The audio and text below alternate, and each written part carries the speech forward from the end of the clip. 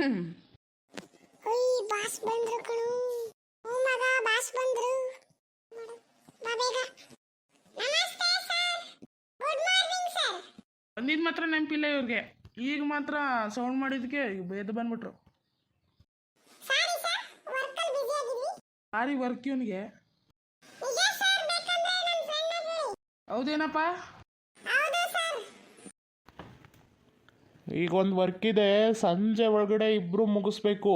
ಮುಗಿಸೋ ತನಕ ನೀವಿಬ್ರು ಮನೆಗೆ ಕಳ್ಸಲ್ಲ. ಶಿಷ್ಯ ಇದೇ ಹಿಂಗ್ ಅಂದ್ಬಿಟ್ನಲ್ಲ.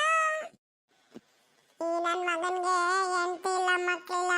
ಇವರಿಂದ ನಾವು ಡೈಲಿ ಲೇಟಾಗಿ ಹೋಗಿ ಹೆಂಡತಿ ಕೈಲಿ ಉಗಿಸ್ಕೋಬೇಕು.